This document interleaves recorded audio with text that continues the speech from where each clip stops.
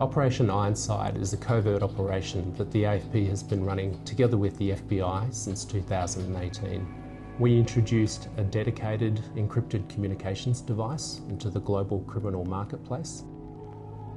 These devices have been modified so that you can't make normal telephone calls, send text messages, access the internet. It even had applications, bogus applications installed on it to look like a normal telephone. After the French police took down EncroChat, Australian criminals were looking for a way to communicate, and the FBI in America teamed up with the Australian Federal Police to create an application called Anom. And this was a substitute for EncroChat, where they believed that they could communicate with each other and nobody would be at risk of being arrested.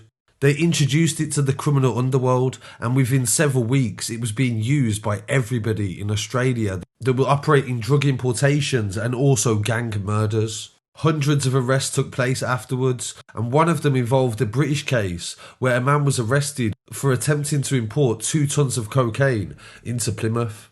And at the time, this was the biggest ever seizure that I'd covered on the channel. Very similar to EncroChat, police were able to read the messages in real time and they was able to see what the gang were doing and also planning, and were able to be one step ahead. This week, a British man has been jailed for 18 years after admitting to trying to smuggle 2 tons of cocaine worth £160 million into the UK.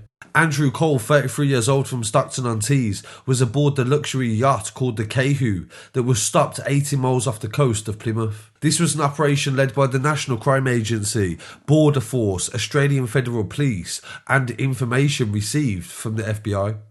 On the 9th of September last year, Border Force boarded the ship and found the drugs, and they covertly identified the movements of the ship in the hours before.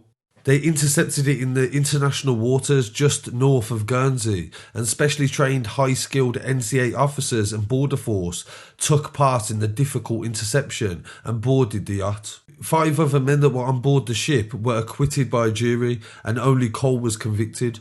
In the months before the ship had sailed, Cole had been involved in the planning of the operation, and he travelled to Costa Rica and also Panama in May 2021.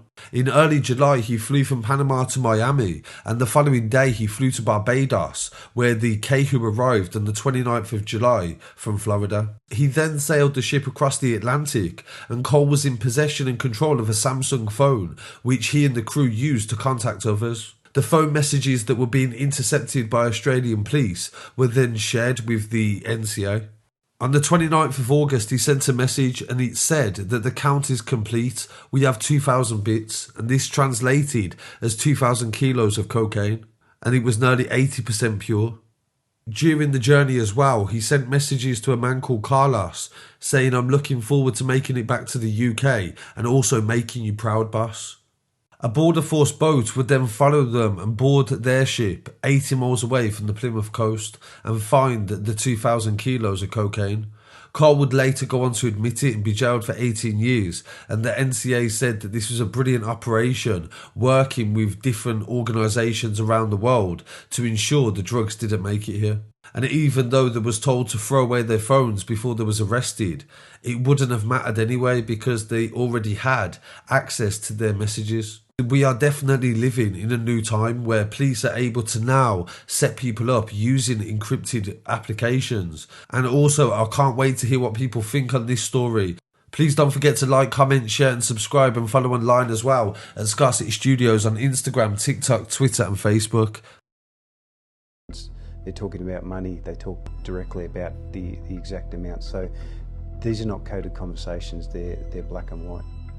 I think that this will shock organised crime to its core, that the AFP and its partners have been able to capture all their communications, their plotting and scheming to traffic drugs, murder people, launder the proceeds of crime, purchase assets. All those things are now in the hands of the police. You can't go to a shop and buy this thing. You have to know a criminal with access to it, and then essentially you go and buy it on the black market. Everyone's going to be trying to think of how they can actually create something like this and implement something like this into the market. For the the first time we were actually getting a real behind the curtains look of how these criminal syndicates operate and how they actually exploit our vulnerabilities. We have seen crates of money coming from